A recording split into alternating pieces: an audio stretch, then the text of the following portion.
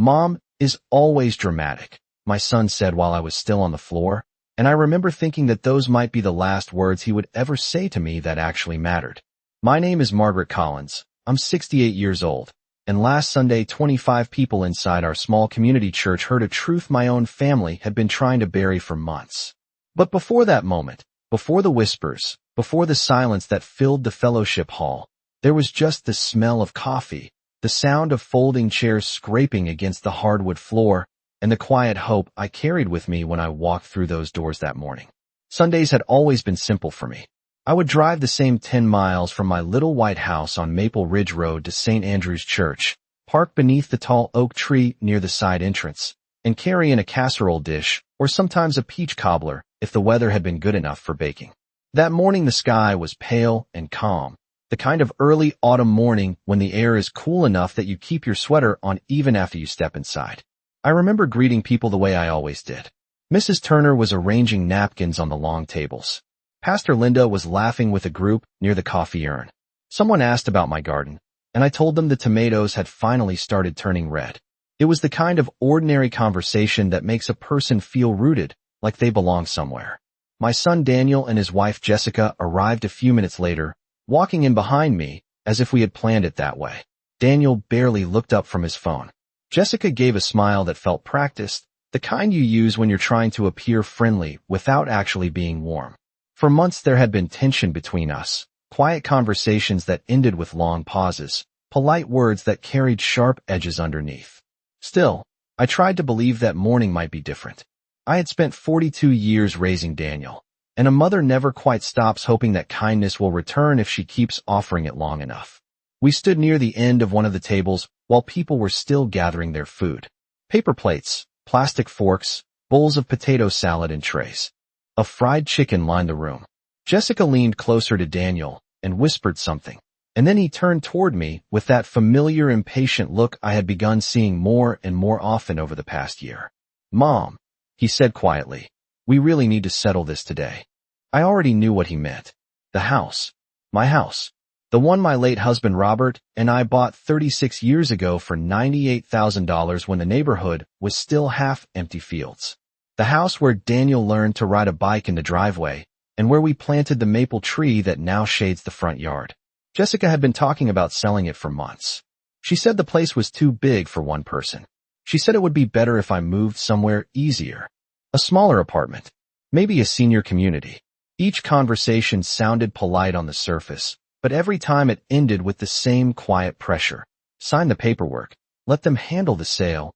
Trust that it was for the best. I remember gripping the edge of the table as Daniel lowered his voice. "You're making this harder than it needs to be," he said. Jessica crossed her arms and nodded, as if this had all been discussed already without me. I tried to stay calm the way I always had. "I'm not selling my home," I said, keeping my voice steady. "Your father built our life there."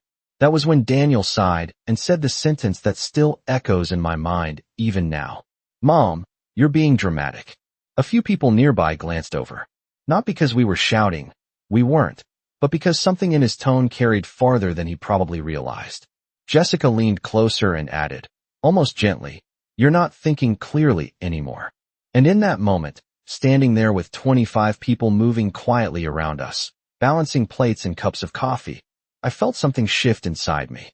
Not anger, not fear, something heavier, something that made the room tilt just slightly as the weight of what they were trying to do finally settled into place. The next thing I remember clearly is the sound of a chair scraping across the floor and someone saying my name as I slowly sank down, the hardwood cold beneath my hands while my son stepped back and shook his head as if I had just proven his point. When I opened my eyes again, the first thing I noticed was the ceiling of the fellowship hall and the faint hum of the overhead lights, the kind that flicker just slightly before settling into a steady glow. Someone had placed a folded jacket beneath my head, and I could hear quiet voices moving around me. Careful voices, the kind people use when they are trying not to cause embarrassment.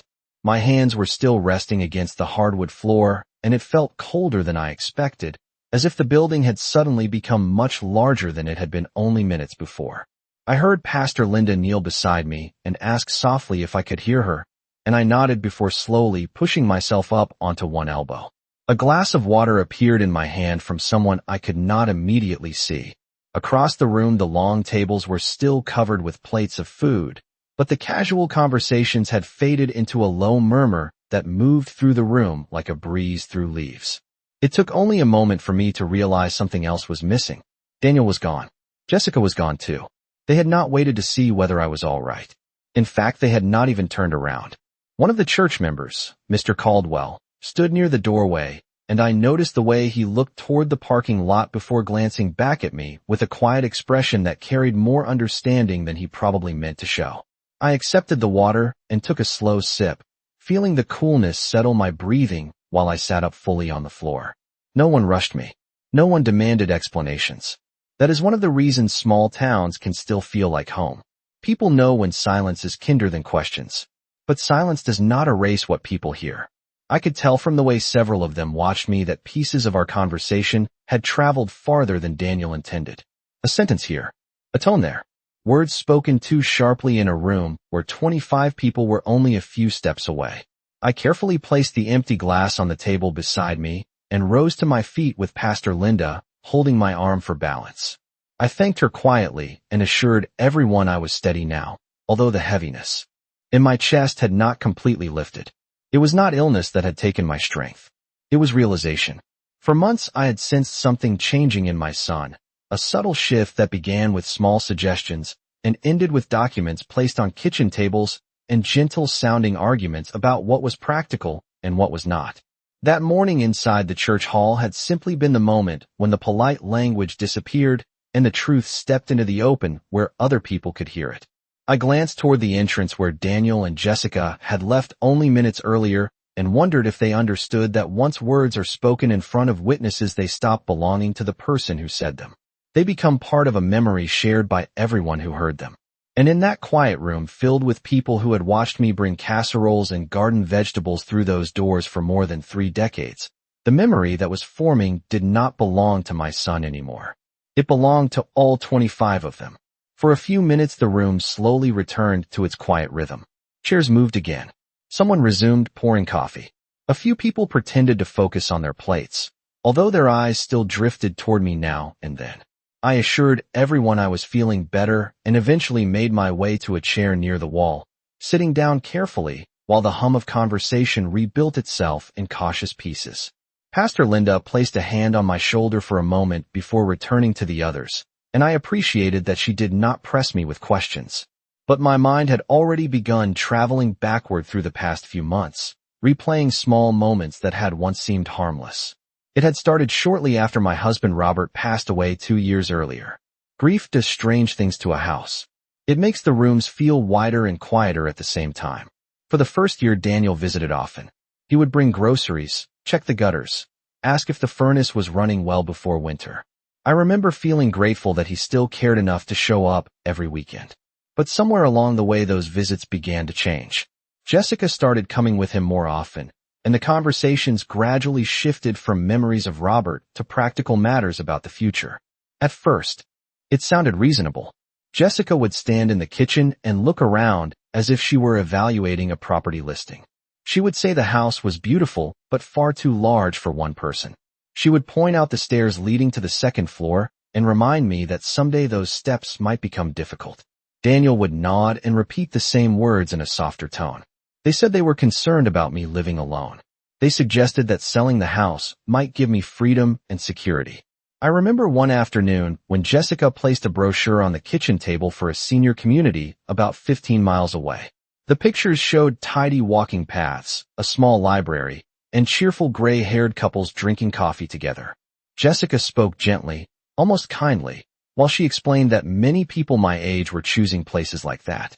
Daniel watched me carefully while she talked, waiting for my reaction as though they had rehearsed the conversation ahead of time. I told them I appreciated their concern, but I was not interested in leaving the home Robert and I built together. That answer should have ended the conversation. Instead, it only seemed to encourage them to return again with new arguments. Some weeks they brought financial documents showing rising property taxes. Other times Jessica spoke about the effort required to maintain a yard and a roof. Each visit ended with the same quiet pressure. They insisted they only wanted what was best for me. But what troubled me most was not the suggestion itself. It was the way Daniel slowly began repeating Jessica's words as if they had become his own thoughts. My son had grown up in every corner of that house. He learned to read at the kitchen table. He carved his initials into the old oak tree behind the garage when he was 12 years old.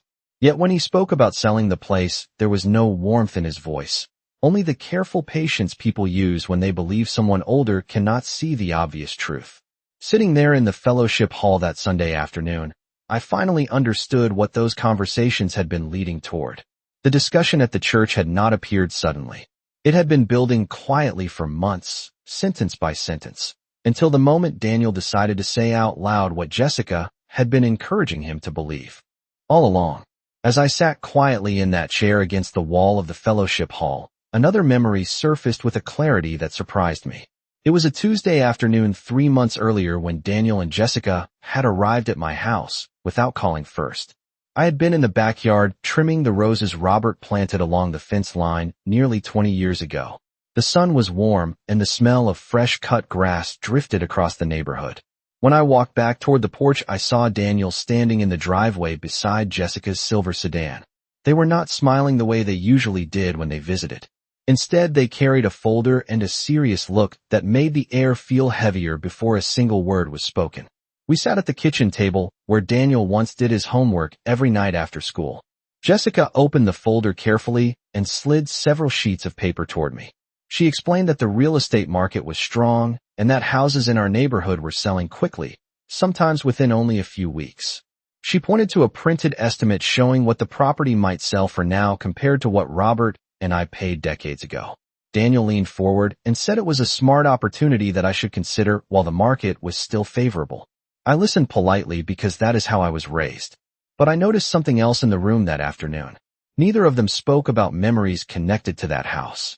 Not once did Daniel mention the small bedroom where he kept his baseball trophies or the marks still visible on the doorframe that recorded his height every birthday until he turned 18. To them, the house had become numbers on a page. Jessica continued explaining how simple the process would be. She said they had already spoken with a realtor who was ready to schedule photographs and a listing. I asked why they had contacted a realtor before speaking with me. Jessica answered quickly, saying they were only gathering information because they wanted to help me make a good decision. Daniel repeated the same phrase several times that afternoon. He said they were trying to make things easier for me. That word easier sounded comforting when he spoke it, but the longer I listened, the more it felt like a door slowly closing behind me. I remember standing up and walking to the window above the sink while they talked. From there I could see the backyard where Robert spent countless weekends repairing the old wooden deck. I could see the maple tree Daniel planted as a boy, now tall enough to stretch across half the lawn with its wide branches. That house was never meant to be an investment or a transaction. It was a life measured in ordinary days and quiet traditions. When I finally turned back toward the table, I told them gently that I was not ready to leave and that I might never be ready. Jessica's expression tightened for only a second before she looked down at the papers again. Daniel rubbed his forehead as though my answer had created a problem he needed to solve. That was the first afternoon I understood that their plan had already moved forward without my agreement. The documents were prepared. The realtor had been contacted. The decision was forming around me while I was still being asked for permission. Sitting in the church hall that Sunday, I realized that the conversation Daniel started near the food table was simply the next step in a plan that had been unfolding quietly in my own kitchen weeks earlier. The afternoon inside the fellowship hall slowly continued around me, but my thoughts had already drifted beyond the walls of the church and back toward another moment that changed the way I looked at everything Daniel and Jessica were doing. About 6 weeks before that Sunday, I had stopped by the local hardware store on Oak Street to buy a replacement light bulb for the porch. It was a small errand, the kind of simple task that fills an ordinary afternoon. As I stood in the checkout line, the owner of the store, Mr. Patterson, greeted me the way he always had for years. We exchanged a few friendly words about the weather and the early fall leaves. Then he casually mentioned something that made me pause before reaching for my wallet. He asked if I was planning to sell my house soon. At first I thought he must have mistaken me for someone else. I told him I had no plans to sell and asked why he would think that. Mr. Patterson looked slightly embarrassed and explained that he had heard from a realtor who had recently been asking questions about my property. According to the realtor, the family had already started preparing the house for a listing and was gathering details about the structure, the roof, and the lot size. The word family stayed with me during the entire drive home. I remember gripping the steering wheel while the quiet country road stretched ahead of me for 10 miles. No one had spoken to me about scheduling inspections or preparing photographs for a listing. When I pulled into my driveway and looked at the front of the house, the maple tree cast long shadows across the porch and the windows reflected the late afternoon sun. Everything about that house still felt alive with the years Robert and I had spent building it together. Yet somewhere outside those walls a conversation had been happening without me. That evening I sat at the kitchen table and called Daniel. I kept my voice calm because I wanted to believe there was a simple explanation. I told him what Mr. Patterson had said and asked if he knew anything about a realtor contacting people about the property. Daniel hesitated before answering, and that pause told me more than his words ever could. He explained that Jessica had only been gathering information about the market because they were concerned about my future. He repeated again that they were trying to help, but there was something different in his tone that night. It was the sound of someone who had already made a decision and was now trying to guide another person toward accepting it. After we ended the call, I remained at the kitchen table for a long time while the evening light faded through the window above the sink. For the first time I realized that the conversations about selling the house were not suggestions anymore. They were steps in a plan that had already begun moving forward. Daniel believed he was protecting me from a future problem. Jessica believed she was organizing my life into something more practical. But neither of them had truly asked what the house meant to me. They had measured the value of the property in dollars and convenience, while I measured it in years of quiet mornings, birthdays in the backyard, and the sound of Robert's laughter echoing through the living room long after the paint on the walls had faded. By the time I returned to the church that Sunday afternoon and looked around at the people who had just witnessed my son call me dramatic, I understood something clearly for the first time. The moment near the food table was not the beginning of the conflict. It was simply the first time the plan stepped into the open where other people could hear it. After I sat there long enough for the room to settle again, I realized something else that had been quietly forming in my mind over the past few weeks. It was not just the house they wanted to sell. It was control over what happened next in my life. That thought did not come to me suddenly. It arrived slowly, the way sunlight moves across the floor during the afternoon. A week after the conversation with Daniel about the realtor, Jessica called me directly. Her voice sounded unusually cheerful, almost too warm, as if she had already decided how the conversation would end before dialing my number. She asked how I was feeling and whether I had thought more about the idea of simplifying my living situation. I told her I was doing well and that I had not changed my mind about the house. There was a short pause on the phone, followed by the soft sound of papers moving on her end of the call. Then she mentioned something that made my stomach tighten.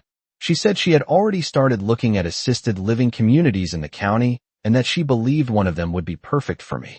She described wide hallways, social activities, and convenient meal services. The way she spoke made it sound less like a suggestion and more like a reservation that had already been made. I remember asking her when exactly this search had begun. Jessica replied calmly that she and Daniel had been discussing it for a while because they were worried about me managing the house alone. That word worried appeared again, just like it had during earlier conversations. Yet there was something different beneath it now. I realized they were no longer waiting for my agreement. They were building a future that did not include my decisions. Later that same evening Daniel called and repeated much of what Jessica had said. He told me that the house required too much upkeep and that selling it could provide money for a comfortable apartment or a community designed for people my age. He spoke carefully, almost gently, as if he believed the kindness in his tone would make the decision easier for me to accept. I listened quietly because arguing would not have changed the direction his thoughts were moving. When the call ended, I walked through the house slowly, room by room, letting my hand rest against the walls Robert had painted decades earlier. I stood for a moment in the living room where the afternoon light always reached the same corner of the carpet. Then I stepped outside onto the porch and looked across the yard toward the maple tree that Daniel planted when he was 10 years old. The leaves were beginning to turn red at the edges, the first sign that autumn had arrived. That was when I understood something that had not been clear before. Daniel believed he was solving a practical problem. Jessica believed she was organizing my future in the most efficient way possible. But neither of them understood that the house was not simply a building that could be replaced with a smaller apartment somewhere 15 miles away. It was the place where my life with Robert had unfolded day by day for more than 3 decades. And if they were already speaking to realtors and researching assisted living communities without my consent, then the conversation in the church hall that Sunday afternoon was never meant to be a discussion. It was meant to be the moment when they expected me to finally give in. As I sat in the fellowship hall that Sunday afternoon, listening to the low hum of conversations slowly returning around me, I realized there was one moment in the past few weeks that had changed the way I approached everything Daniel and Jessica were trying to do. It happened 2 weeks earlier on a quiet Wednesday morning when I received a call from someone whose name I had not heard in nearly 10 years. The caller introduced himself as Martin Hale, an attorney who had once worked with my husband Robert when Robert was helping a local construction company settle a land agreement many years ago. At first I assumed the call had been made by mistake, but Martin explained that he had recently been contacted by a real estate agent asking questions about my property. The agent had requested confirmation regarding ownership records and possible restrictions connected to the property title. Martin said the request seemed unusual, so he decided to look more closely at the public records before responding.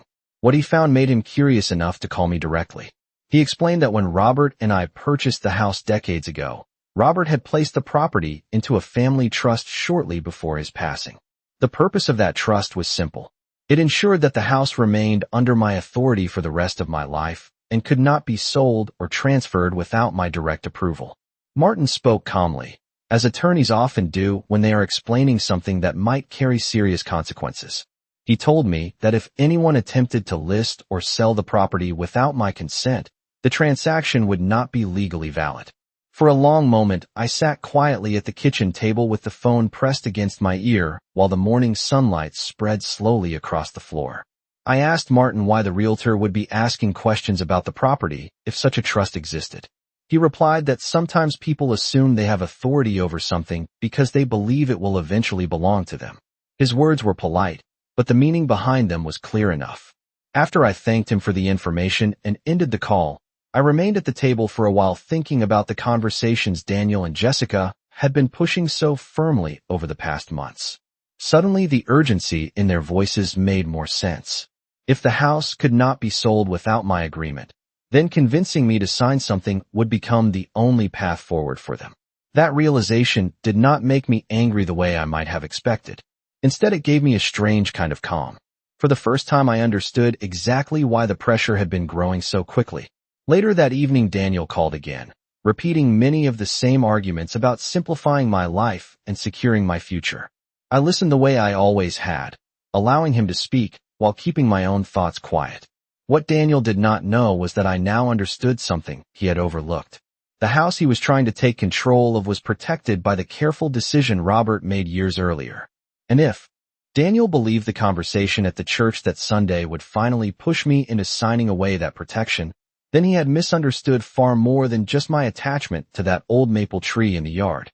After speaking with Martin Hale that morning, I did something I had not done in months. I stopped reacting and started observing.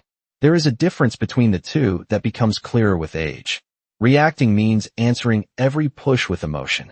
Observing means stepping back long enough to see the entire shape of what is happening. Over the next 2 weeks, I watched Daniel and Jessica more carefully than I ever had before. Their calls became more frequent. Sometimes Daniel would ask simple questions about repairs around the house. Other times Jessica would mention how difficult winter maintenance could become once the snow started falling. They repeated the same concerns again and again, always circling back to the same conclusion. The house was too large. The property taxes were rising. Life would be easier somewhere smaller. Each conversation sounded reasonable on the surface, but now that I understood the legal protection surrounding the house, their urgency began to reveal something else. They were not offering advice. They were searching for the moment when I might finally agree to sign something. One evening, Jessica asked if we could meet in person to talk through a few documents she had prepared.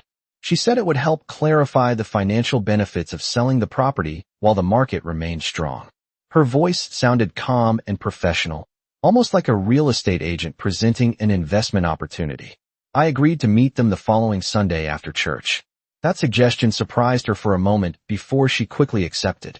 I chose the church for a simple reason.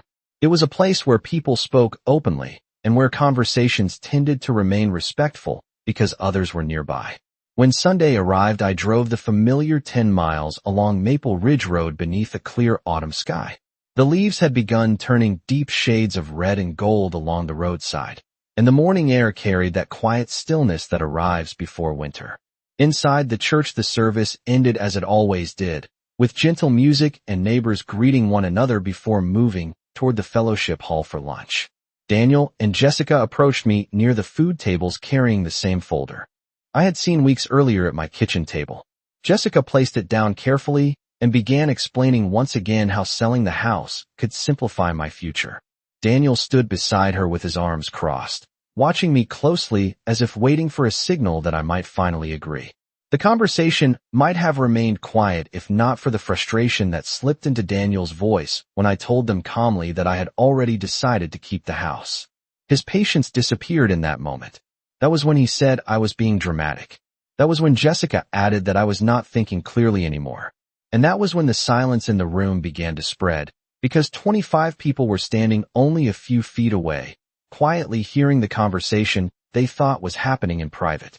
What Daniel did not realize was that by choosing that moment to pressure me, he had moved the entire situation into a place where witnesses could hear every word.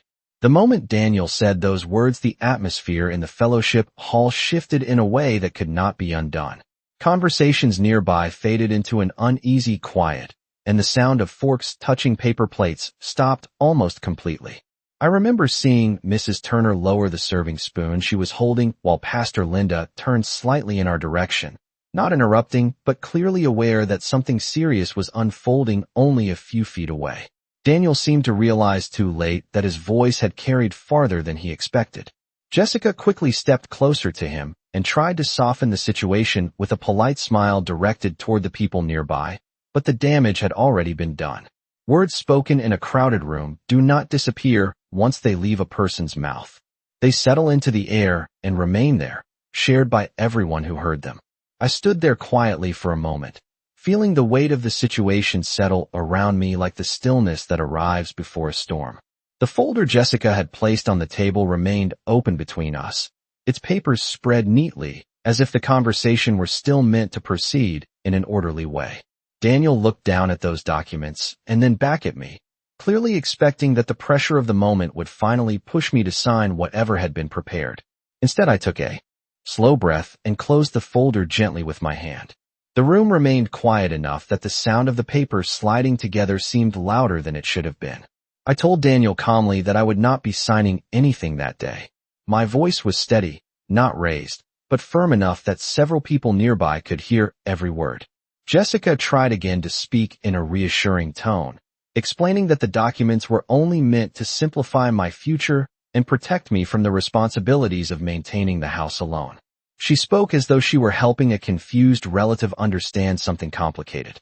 That was when I realized something important about the situation unfolding around us. Daniel and Jessica believed that repeating the same explanation would eventually convince everyone listening that they were acting in my best interest.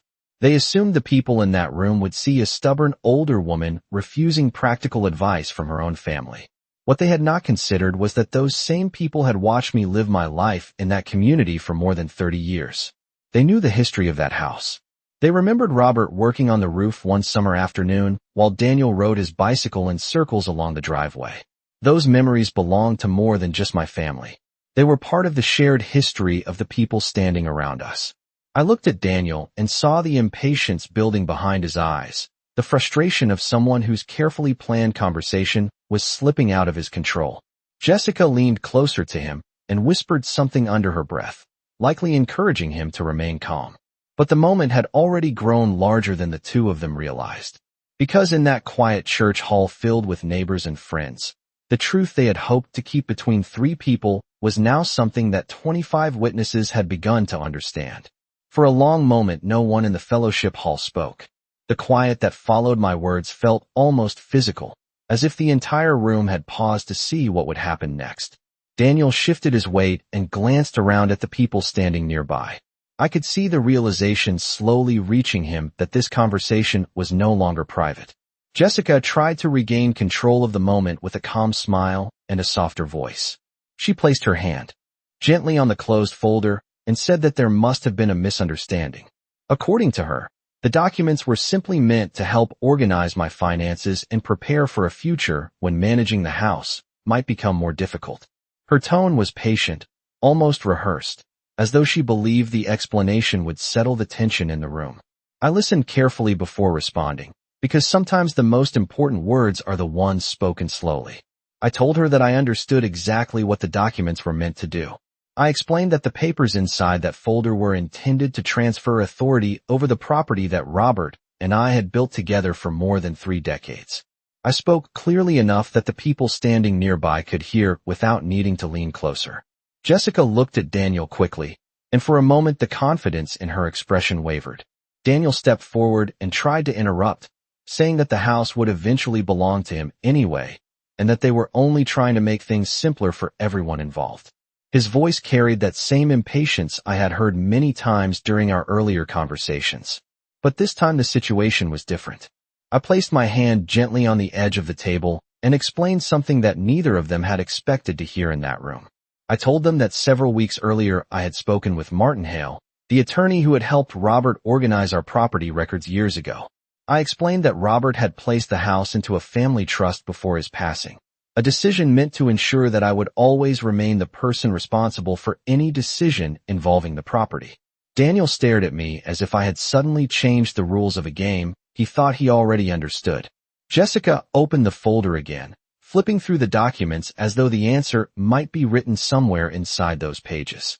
But legal documents prepared without the correct authority cannot change the structure of a trust created years earlier. I did not raise my voice while explaining this. I simply described the facts the way Martin Hale had described them to me during that quiet phone call in my kitchen. Around us, the people in the fellowship hall remained respectfully silent, but I could feel their attention resting on the conversation. Daniel finally stepped back from the table and ran his hand across his forehead, trying to absorb the information he had not expected to hear. Jessica closed the folder slowly, the neat stack of papers no longer carrying the certainty they had only minutes earlier. In that moment, it became clear that the plan they had been building for months had been based on an assumption rather than an understanding. And in a room filled with neighbors who had quietly witnessed the entire exchange, the truth had now been spoken out loud. Daniel did not speak for several seconds after I finished explaining the trust. The expression on his face shifted slowly from frustration to something closer to confusion, as if he were trying to rearrange months of assumptions in his mind. Jessica remained very still beside him, her hand resting on the folder as though the papers inside might still hold some authority if she waited long enough. Around us, the quiet attention of the room had not disappeared. People were no longer pretending to focus on their meals. They were listening, not out of curiosity, but because they understood that something deeply personal was unfolding in front of them. I did not enjoy that attention, but I also knew that truth spoken calmly in front of witnesses has a way of settling into the room like clear air after a storm. Daniel finally spoke again, though his voice had lost the certainty it carried earlier. He said that the house would still become his eventually, that everything they were trying to do was only meant to prepare for the future. I nodded because in a technical sense he was correct. One day the property might pass to him, but that day had not arrived yet, and it would not arrive through pressure or assumptions. I told him gently that Robert created the trust for a reason. Robert wanted to make sure that I would never feel pushed out of my own home while I was still living there. That protection was not meant to punish anyone. It was meant to preserve stability for the person who had shared that life with him. Jessica shifted her posture and looked around the room, perhaps realizing for the first time how many people had heard the entire explanation. The confidence she carried earlier seemed to dissolve into something more cautious. She said quietly that she only wanted to make sure I would be safe and comfortable as I grew older. Her words sounded sincere, but sincerity does not erase the choices people make behind closed doors. I told her that I appreciated concern when it came from honesty rather than pressure. I explained that I had managed that house for more than 30 years, through winter storms, roof repairs, and long summers mowing the yard beneath the same maple tree Daniel planted as a boy. Responsibility was not something that suddenly frightened me simply because I had reached 68 years of age. The room remained quiet while I spoke, but I noticed several small nods among the people standing nearby. They were not taking sides. They were simply acknowledging something they already knew about the way I had lived in that community. Daniel exhaled slowly and looked down at the floor, realizing perhaps that the argument he expected to win had already dissolved in front of witnesses who understood the history of that house better than he did in that moment. I placed my hand gently on the closed folder and slid it back toward him across the table. The gesture was calm and deliberate. I told him that no document needed to be signed that day because the decision had already been made years earlier when Robert placed the house in that trust. And in the quiet church hall where 25 people had now heard the explanation, there was no longer any confusion about who held the right to decide what happened next. The silence after I slid the folder back toward Daniel felt different from the earlier tension in the room. It was no longer the uneasy quiet of people waiting for an argument to grow louder. Instead, it carried the calm stillness that comes when the truth has already settled into place. Daniel stared at the folder for a moment before picking it up slowly, as though the weight of those papers had suddenly changed. Jessica did not reach for them again. She simply stood beside him, her earlier confidence replaced by a careful silence that suggested she was reconsidering every step that had brought them to that table. Around us, the fellowship hall gradually returned to life. Someone at the far end of the room began speaking again in a normal tone. Chairs shifted across the floor, and the quiet murmur of conversation resumed. But the people closest to us remained aware of what had just happened. They did not stare or whisper. Instead, they gave me the same respectful space they had always offered during the many years I had spent bringing casseroles and homemade pies through those doors. Pastor Linda stepped a little closer, not to interfere, but simply to stand nearby in case anyone needed guidance to move forward. Daniel finally cleared his throat and looked at me again, this time with a mixture of uncertainty and realization that had not been there before. He said quietly that he had not known about the trust Robert created. His voice carried none of the impatience it held earlier. I believed him in that moment because the surprise on his face did not look rehearsed. Jessica glanced at him and then back at me as if searching for the right words to rebuild the conversation in a way that did not feel like a confrontation. She said that everything they had done had been meant to protect my future. I listened without interrupting because sometimes people need the chance to hear their own explanations out loud. When she finished, I nodded and told her that protecting someone's future begins with respecting the choices they are still capable of making. Age does not erase a lifetime of judgment. The house Robert and I built together was not a burden that needed to be removed from my life. It was a home that still belonged to me in every legal and personal sense. Daniel lowered his eyes for a moment and then gave a small nod of his own, as though he was finally understanding something that had been overlooked for too long. I told him that nothing about the trust prevented him from being part of my life or from helping when help was truly needed. What it prevented was the quiet pressure to surrender a decision that had already been carefully protected years earlier. The folder remained closed in his hands now, no longer the instrument of a plan, but simply a stack of unnecessary documents. As the conversations around us continued and the fellowship hall returned to its normal warmth, the moment that had begun with tension ended with a quiet clarity. The truth about that house had been spoken plainly in front of 25 people who knew my history in that community. And once the truth had been heard, there was nothing left for anyone to misunderstand. Daniel and Jessica did not stay much longer after that conversation ended.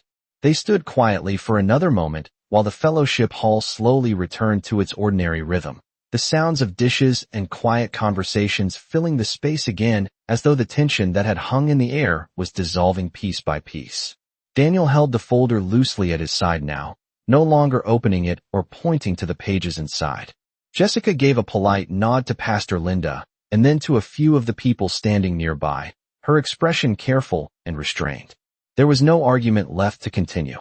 The explanation had already been spoken clearly, and sometimes the calmest moments are the ones that bring the most final understanding. Daniel looked at me once more before they left, and in his expression I could see something that had not been present earlier that afternoon. It was not anger, and it was not pride. It looked more like the slow recognition that the situation had been misunderstood from the beginning. He gave a small nod, and said that we would talk again later when things were quieter. I returned the nod because I knew that conversation would eventually come, and when it did, it would not need to happen in front of 25 witnesses.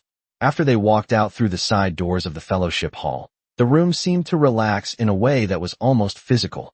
Mrs. Turner approached the table and asked gently if I would like another glass of water. Someone else offered me a seat near the window where the autumn sunlight was pouring softly across the wooden floor.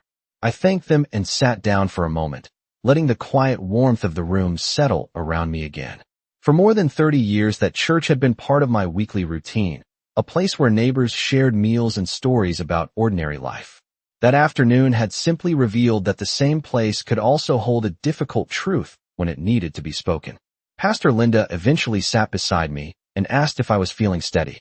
I told her that I was fine now. The heaviness that had filled my chest earlier had faded, replaced by a calm clarity that only comes when uncertainty finally gives way to understanding. She smiled kindly and said that sometimes the truth has a way of arriving exactly where it needs to be heard. I remained there for a few more minutes, watching the familiar scene unfold around me. The same tables, the same neighbors, the same quiet laughter that had filled the room every Sunday for years. Nothing about the church had changed, yet something inside me had settled in a new way. The house on Maple Ridge Road was still mine, protected by the careful choice Robert made years before. The maple tree Daniel planted in the yard would still turn red every autumn. And the people in that room now understood something that had once been spoken only behind closed doors. My son had called me dramatic when I collapsed earlier that afternoon, but the truth was never about drama at all. It was simply about a woman who refused to quietly surrender the life she had spent decades building, and about a room full of witnesses who had heard that truth spoken calmly when it mattered most.